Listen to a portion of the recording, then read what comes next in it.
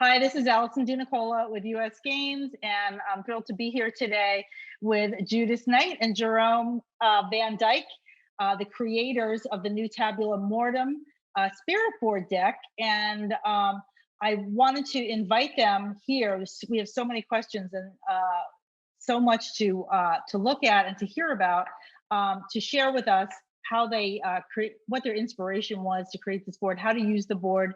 Let's just start with some background. Tell us a little bit about yourselves and how you came to be doing this work. Well, as far as me, I have always been into sort of the occult in one way or another. I've always been drawn to it.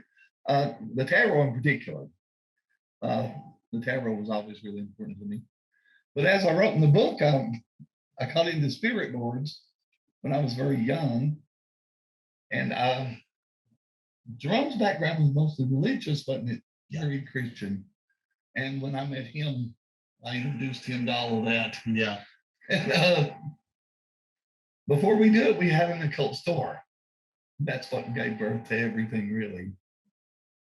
Wow. And when did you guys open your store? Like when did that come about? 2017. Oh, okay. So you've had the store for Closed now. Excuse me? Oh, it's closed now. Oh, Yeah, during the epidemic, that the Cronus, or however you say it, we had to shut down because we were closed. We had to be closed for so many months, and our lease come up due at the same time, so we decided just to close down. And so was the Tabula already in play? Like, were you already creating the board when it was already in the pipeline, right, to be created? Yeah, we had already worked on it. We needed more time to work on the board too, and the store was very demanding on time. So, but The reason we made the board really, the store itself kind of became very controversial because we were kind of fighting a town that didn't want us to tell fortunes, and that was legal battle. But it became this place where people would come in and just hang out because everybody was really getting interested in this stuff. Everybody was getting interested in tarot, and it got to a point to where the store kept growing, and we really we had to start coming up with our own merchandise because you couldn't find enough to sell. We could sell tarot pretty quick, and there was a lot of tarot, but there was other stuff we just had to come up with on our own. Jerome's wearing one of our shirts we designed, so we had to design T-shirts. Yeah, we started selling T-shirts. He drew it. It's a blue doll. Cute. So we would design T-shirts and mugs, and people would hang out. A lot of teenagers like to come there and hang out because there weren't much to do in the town. And we noticed that a lot of young people were into spirit boards, but they would always ask the same question: does it come with a book? And they never do. No, they never do, or at least we've never come across any that did. So Jerome and I got to talking. Why don't it come with a book? So we wrote a letter and designed some spirit boards, which were basic. They were nothing like this, just basic spirit boards. And we said we would write a book, and we sent it off to US Game Systems. We knew they published mostly tarot cards, but we thought, it's worth a shot. We'll send it to them, see if they want it. And we actually got a phone call from Stuart Kaplan himself. And like I said, I was obsessed with the tarot. I've read his tarot encyclopedia where it's held together with tape. It really looks ancient. I've read it till it fell apart. So it was like I was talking to a rock star. I was so excited. I think I embarrassed Jerome a lot on the phone. But he said he was excited and liked the idea. And then later, he presented us and called us again and told us that the boards, to create something new. He had the idea that we should make something like a Ouija board, but that was completely different and a whole new way to use it. And immediately that got us to thinking. That's kind of how it all started. It's amazing. It's a fabulous story because Stuart was not, I can say, from my personal relationship with him, he was not a fan of board things. Board things were challenging. And so I know he was really impressed with however you approached him or whatever that idea was that excited him, because it wasn't that wasn't his his usual thing to want to go and do. And so I think that's always divinely guided, right? When it just connects in the right way, in the right time to do that. So let's wind back a little bit, because I was reading the book. I'm going to show some of the pieces of the board, and you mentioned that most of them don't come with a book. So there's a nice book that comes with this, which tells a bit of your background story about Ouija, which is the most probably common board that people are familiar with, right? Spirit boards. Maybe there's others that people are really familiar with. And then, of course, a guide to how to use the board, suggestions on how to use the board. What I wanted to ask you was how you came up with that different idea. Like, where did that different idea come from? Oh, okay. As I told you before, Jerome's background was very Christian, so he had never used nothing like that before. But he wanted to use a Ouija board when we met. And I got him one of the glow-in-the-dark ones, but he had trouble with the planchette. He couldn't get it to, some people just don't connect with it. And I suggested he use a pendulum over it. And he really got into using it with the pendulum. I had to design him a round one on wood with round letters. And that was years ago when we first met. It's been like 12 years now. But so our first idea, when Mr. Kaplan did ask us to redesign the board, our first idea was, okay, a pendulum. And then we started thinking that symbols could be on the board. Because spirits, our theory was this. I'm sorry, I'm losing my voice. I'm not much of a talker. I'm much more comfortable writing than I am talking. But our theory was simple. When you talk to spirits, usually in dreams, we believe they talk to people through dreams all the time. They'll often talk in symbols rather than words. So we thought symbols was the best way to go. We also believe that human shells get left behind. A lot of people who study occultism will believe that there's shells your soul leaves that isn't you. It's just kind of leftover mess from who you are. These shells are very close to our world. And therefore, if you're talking to something that can spell and so forth really well, it's probably more likely one of them. And that's what we think gave the spirit boards and Ouija boards such a bad reputation. If we could put symbols on there, perhaps it could speak higher and maybe speak on the level that the tarot does. So we knew there was going to be symbols. And we started out with dream symbols, just common symbols you've seen in dream houses, so forth, and what they mean. But it was the work of the spirit that did this. One of our spirit guides had suggested that the wisdom of the tarot had been with us since the dawn of time, that mankind's always had the wisdom of tarot. But it wasn't cards. It's just this wisdom's always been with mankind. And Arthur Edward White did suggest the same thing. So, but he said that you could probably find them on cave walls, but we wouldn't recognize it if we saw them. Right after that spirit told us that, I came across a book in which a lady had been researching this and found these little symbols that had been appeared all over the world. I mean, they've been found in America, they've been found in Europe, in Africa, and sometimes dating back 40,000 years. And it's the same symbols. They go completely unchanged. And that fascinated me, especially after the spirit had suggested this, because they bring some up for a reason, like they're leading you. So we started looking, and it was an awful lot like the Hebrew alphabet. I mean, it doesn't look like the Hebrew alphabet, but the symbols on it match the names of the Hebrew alphabet in English. Also, there's a lot of similarities with Egyptian hieroglyphs and Norse runes. So we thought, we had been working with these already and tried to figure out what they mean. The idea was simple. You have to cut a lot of this out where I stop and have to think. But the idea was simple. We thought whoever put these on the wall, they obviously didn't have schools and teach people the way we do with letters today.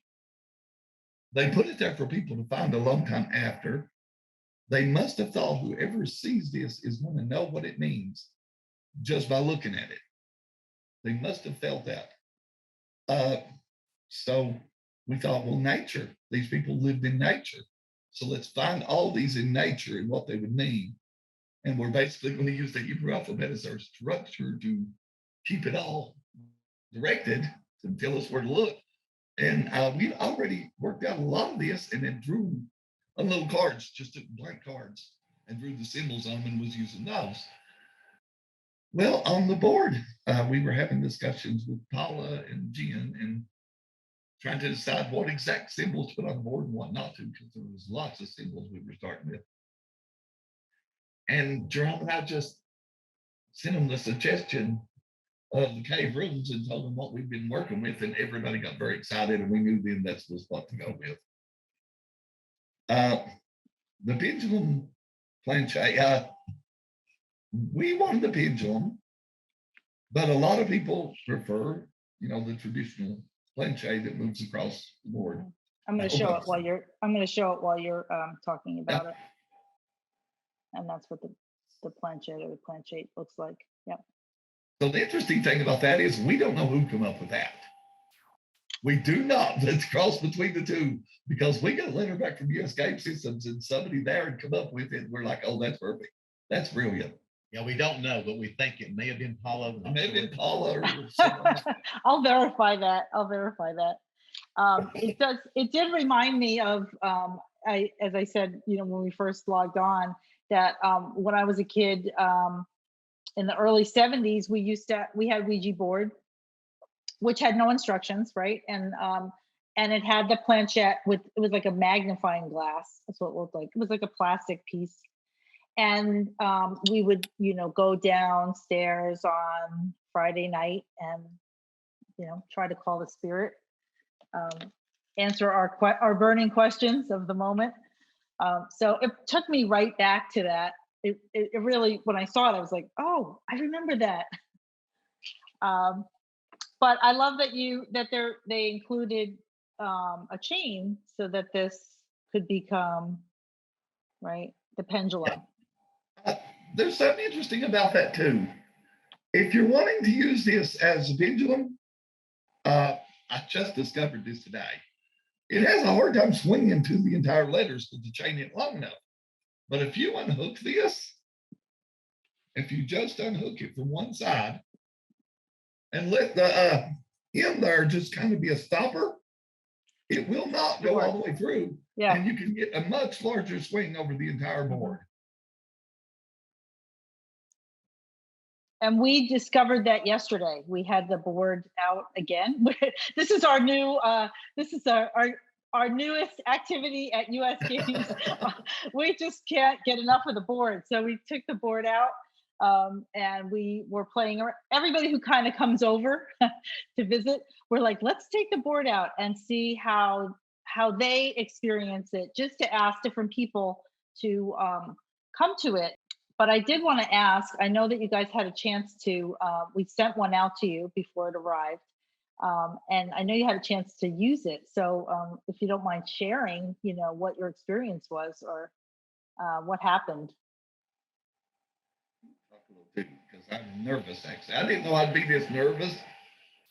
I know you asked that question, but on the store stuff, he left a little bit out. I was really nervous to tell all that. Do you want to go back and hear about the landmark case we had with ACLU? If you want to share, yeah, I'm happy to. No, I don't know if you want it, if you need that.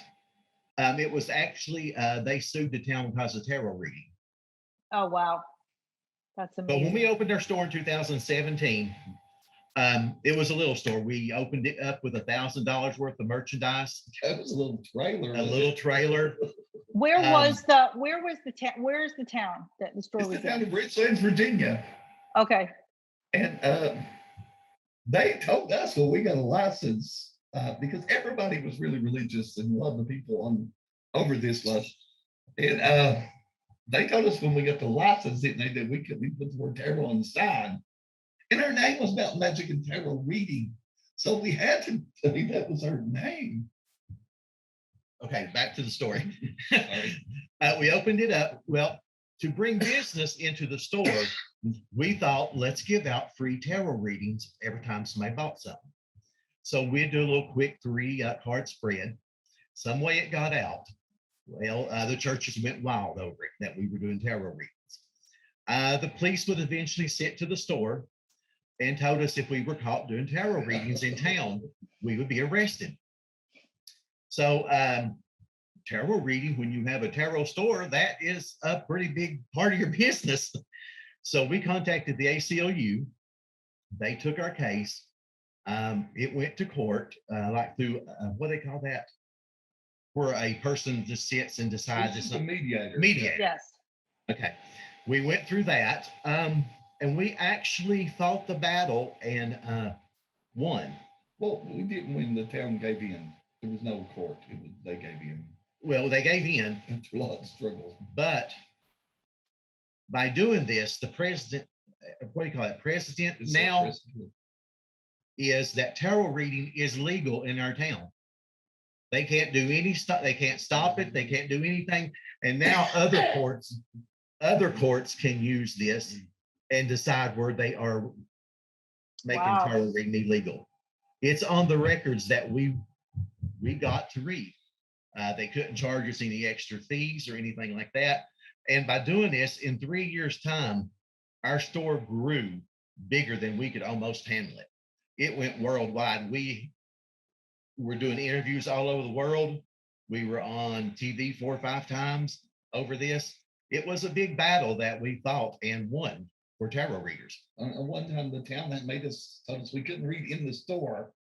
I had to go outside and read in the sidewalk. So there's pictures that were circulating everywhere. It sounds crazy, right? It sounds lady in the wheelchair on oxygen outside on the street while snow was falling in it. I kept arguing with, if other religions are allowed to stand on the street, why can't we? So we had to set up a card table on the street corner in front of the store and read the cards there for the people. People drive by and cuss and swear and say we're going to hell and all that stuff. But we actually got proved in court that tarot was a religion. And that was our religion. That was our Bible. And that's how we got, I guess, able to read the cards. Because if they stopped our religious beliefs, then they had to stop everybody else's. Wow, that's a fascinating story. Thank you guys for advocating for tarot. You guys are going to be able to use, but yes. That's how it kind of got started. Was the store it was everywhere. Everybody was talking about it, and people would just come in to hang out. So do you think you'll go back? Do you think there's a next chapter? No, not for that store, but we decided we wasn't retail people. Yeah. I get it. I'm constantly writing or drawing or creating something. It's very hard to have to stop and take care of customers and so forth. And telling fortunes for people really is draining.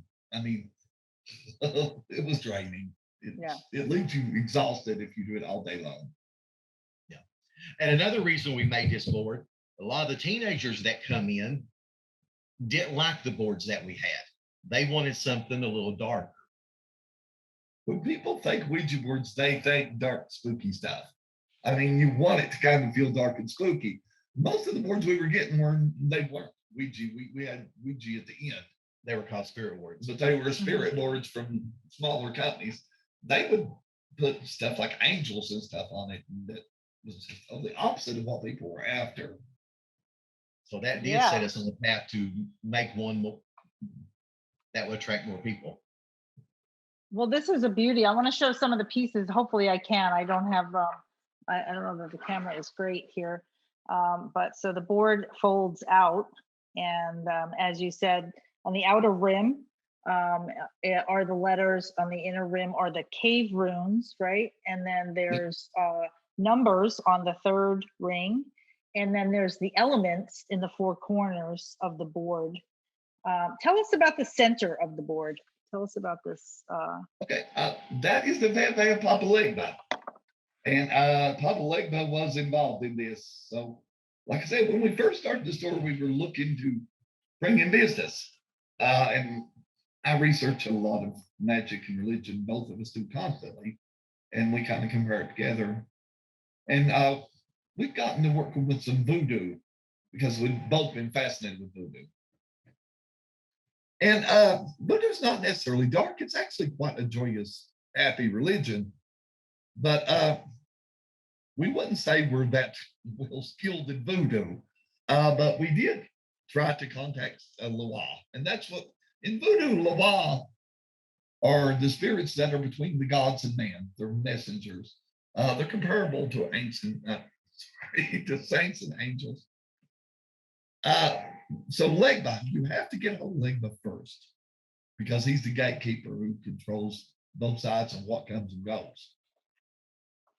And I think there's been movies like those TV shows where they made him out to be a devil. That's definitely not Legba. That's not him at all. But we tried to contact Legba because we were really trying to contact another spirit that we thought was going to help us in their store. We never got this other spirit. But Legba did start making contact. And I had a dream. And he told me to paint a picture of him. So that's the picture that appears inside the box. And I can't help but feel he knew all along what was going to come with that picture because we did it long before this board was started or anything. Yeah. And I know Legba was pulling strings all along. But he wanted a picture that captured his age and his dignity. I'm losing my voice here a little. Anyway, I almost forgot what we was talking about. I ramble. I get off the subject. But anyway, the first board we sent to US Game Systems, we sent a bunch of ideas of different board designs and stuff. And there was different sigils and so forth inside of them, magical symbols. But Legba's Veve, Paula actually wrote us back and said, I think we should put Legba's Veve right in the center of this board, which is actually a good idea because if Legba controls both sides, then you really do want him over this board governing what comes and goes. That's a safe thing to have. And I think that's one of the things that really makes the board work so well. So they put Legba's Veve in the middle. And then I suggested, well, if you're going to do that, the whole board should kind of have a voodoo feel. And they redesigned the outside of the board and stuff to be very voodoo-like. They've even got Papa Legba's hat. I don't know if you can see it. Mm-hmm. And the serpent Nimbala. I got a point here that Judas had wrote to read before you do it, where you work the board. And it's got Nimbala the snake on here. So it's got a good voodoo feel to it. And one thing with that, look, what do you call that? Veve, yeah. That he was talking about. It keeps you from calling up something you can't handle. Papa Legba will block it from coming if you've got his seal on there. You can always feel a little safer. Yeah, he controls what he lets through. So if you got something you shouldn't be messing with, he won't let it through. So he's like the conduit of the other world. Yeah, You say? He's the gatekeeper. Okay. He's the gatekeeper. That's something else. I did not know my board was going to be on that board. I'd written that in the first part of the book, and we didn't know it was going to be in there. We just wrote a blessing for it. I come back, and it was on the cover of the board. That kind of surprised me. I love it. I mean, I love everything about the board. We were surprised when we used this board, how I know we created it and worked on it, but we were surprised on how good it actually worked. In creation of the board, we were thinking versatility. It can be used a lot of different ways. So that's why the symbols and the letters and the elemental symbols were all on there. But when we actually started using it, it went together in this strange harmony and all worked together in a way that we never could have imagined. Yeah, I was blown away. I immediately wrote a letter to Jen telling her how amazed I was with this board. I knew it was going to work, but oh my God, it works good. Y'all answered your questions right off before you could understand them. And things that Hit told us within 2 or 3 days came to pass. Yeah, I was Wow. using it last night. Yeah.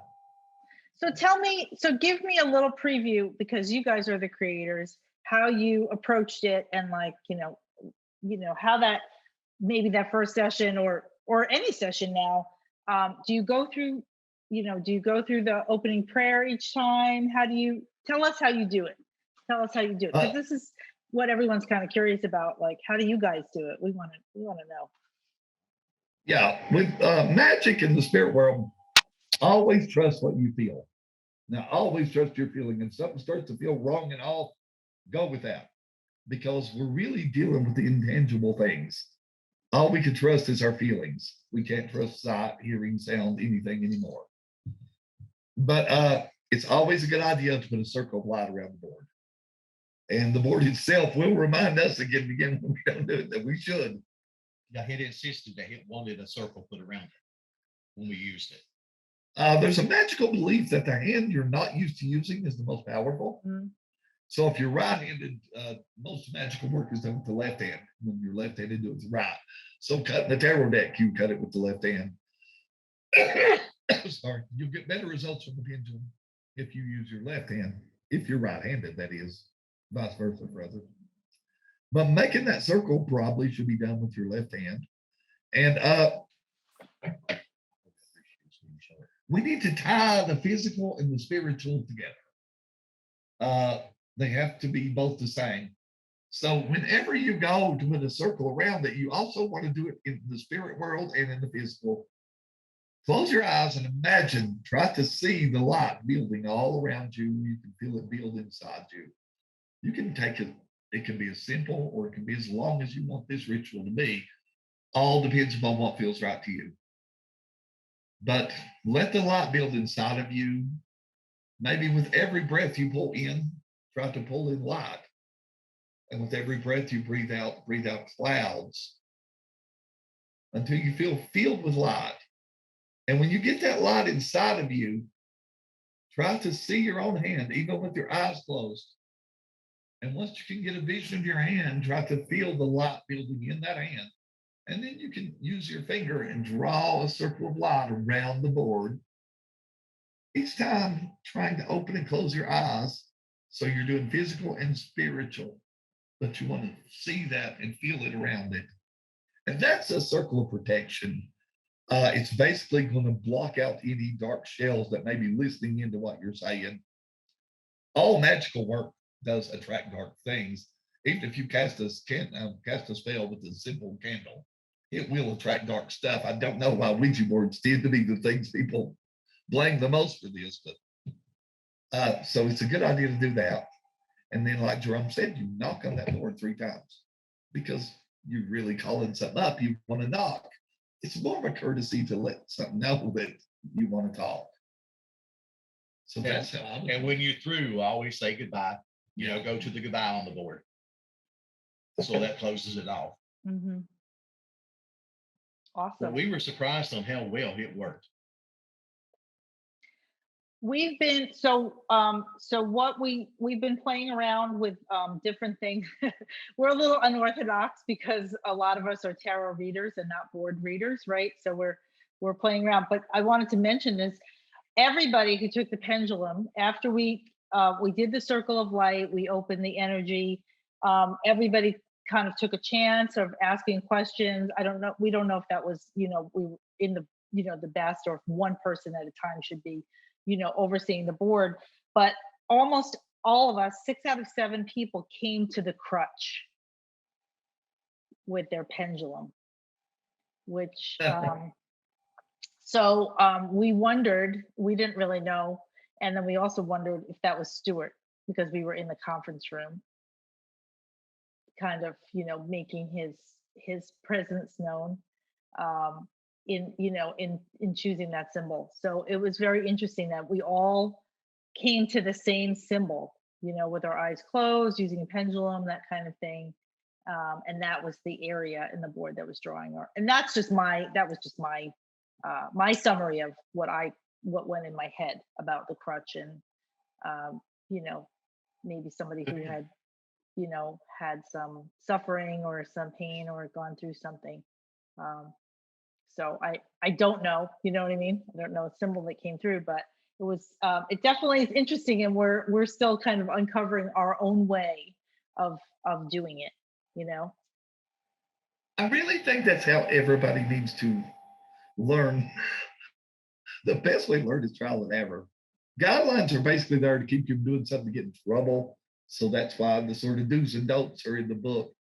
But trial and error, I would like to talk about those symbols too, because this is something that kind of worries me. Jerome and I do need people to know we do not claim any special knowledge of these letters. We are not archaeologists. We are just taking symbols that are ancient. And because they're ancient, we believe symbols gain power over time. So these are probably the oldest ever used by humanity. They would have some serious power. But we're just saying what they would mean to us. And what they mean in magic. But always, what does that look like to you? What does it mean to you? Always ask yourself that. Because the spirits are basically inside of you and outside at the same time. They are going to speak in a language that you'll understand. So that's something we'd like to get out there. Yeah, go ahead.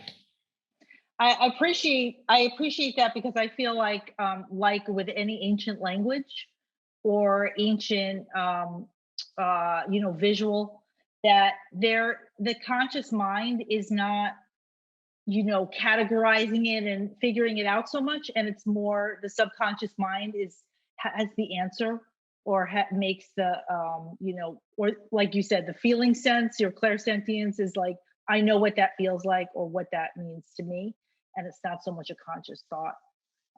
Yeah. Oh yeah, that's the difference between a symbol and a letter.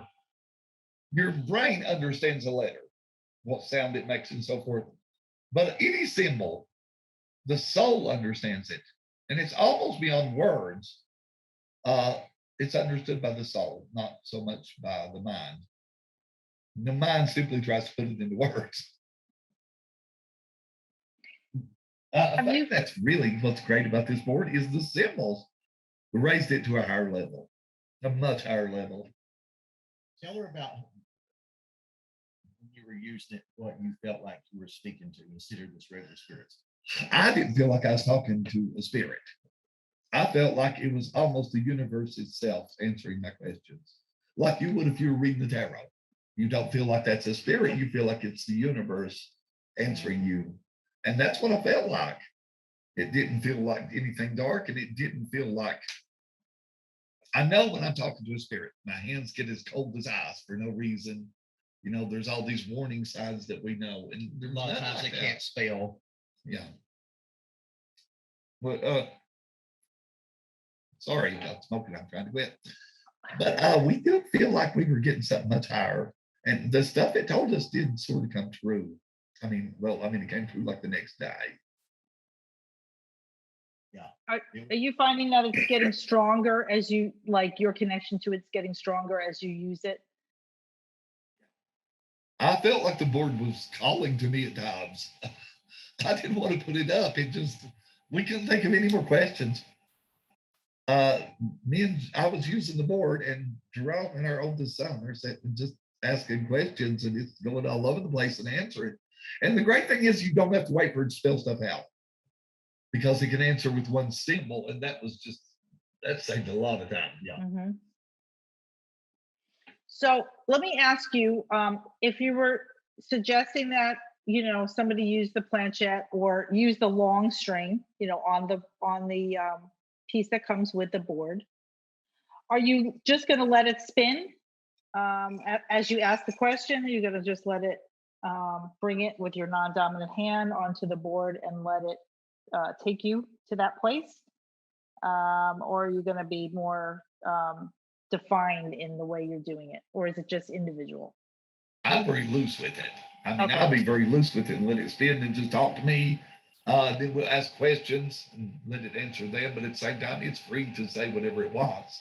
We actually just hold it there, and as it goes and we get that question answered, and we asked another, he'll actually come back for us, come back to the center and stop and then start moving in another direction. Mm-hmm. Or just keep going to the same letter and not move and just keep doing that. And, Or it's still kind of swing until it gets itself in a different way. Yeah, it's really interesting. I mean, like I said, this is maybe the 5th or 6th time that I've had use the board, and each time I use it, I'm getting more and more response, and it's getting like, I don't know, maybe I'm developing a personal relationship with this board, so it's becoming more like attuned to my energy, and I'm getting more comfortable with it. So part of what we wanted to share with people is that like any new spiritual tool, there's a little investment in time to create a relationship with it, just like your card decks become infused with your energy, right? Your tarot decks over time become kind of responsive to you, or you kind of develop some connection with them, which helps to really move the process along. So it's awesome. Yeah, I believe that people connect with magical objects. You can definitely make a connection with the planchette, but you're right. The board itself seems to be what you can make a connection with. We're learning so much about the board now that we didn't know when we was writing the book. We wrote the book without what being made. So not even seeing what the board was. There's so much we're learning about it now. I mean, it is fascinating, but it does seem that if each board has its own personality, like each board is an entity within itself. It's like a friend. You got to get used to how they are, their personalities. Absolutely. And I love that you guys are, like learning, discovering more about it. And I absolutely, I beg you, as you do that, keep note of those things, because, there might be like, an addendum to the book, or maybe there is some other piece, excuse me, that we offer people based on, especially the creators, discoveries of maybe what you weren't aware of that now is there, and other people have discovered too. That's what's really cool about it. So yeah, he said the other night, if I'd have had this board when I wrote that book, I could have wrote a huge book. Yeah, I mean, it would have been much bigger because I didn't know more about it. Yeah. This actually about tarot, but it's kind of the same idea. When I was teaching people to learn the tarot of Jerome and her sons, for instance, one of the things I suggest people doing is getting a tarot deck and just asking your tarot today, how do you feel? And talking to them as if you were a person. Tell me a story. And just have it tell you a story. That is a really good way to get in with that. And you can do it with the board. Just ask the board, how are you today? Tell me a story. You want to tell about the jewelry thing? Jewelry thing. Oh, yeah. A lot of people are selling planchette necklaces. Well, this can pass for one. Golf people can wear this if they wanted to and put a chain around it. And it'd be a way to connect with your board too, because you're carrying it personally on you. If you wore it around your heart for a couple of days, you could also do this with pendulum, by the way. Yeah. And charge it with your energy. Particularly a stone pendulum would be great for this. If you could put it on a necklace and wear it or close to your heart for a couple of days, that would really put your aura into that and connect you with the board. I love it. There's so many ways. It just feels really unlimited. So I'm going to invite you guys again. We're going to have a recap. It maybe in a little bit of time, we could come back together and we can go back and see what's evolved, what you've discovered, what other people have discovered, and the questions and things that have come in. I think it would be fun to do that a little bit down the road if you're up for that, Yeah, we definitely could. Yeah. So it's been a pleasure. I'm gonna wrap up here. I feel like there's lots to think about. People are really excited. As I said, the board is now in stock and shipping out, and we've had amazing initial response and excitement and pre-orders and things like that. So people are really very curious, and And that's a great, that's a great way to get started. Expanding your spiritual toolbox, expanding your ways to connect. And this is a beautiful way to do that. So thank you guys so much for taking the time today. One thing we'd like to suggest to people about the board, if they're uncertain about it or anything, just try it and see. Because one thing we found about this board is people who start using it do get hooked, quick. So that's one thing, just try it. Yeah. Awesome. Thank you guys so much. Thank you. All right. Take good care. Have a good one. All right. Bye-bye.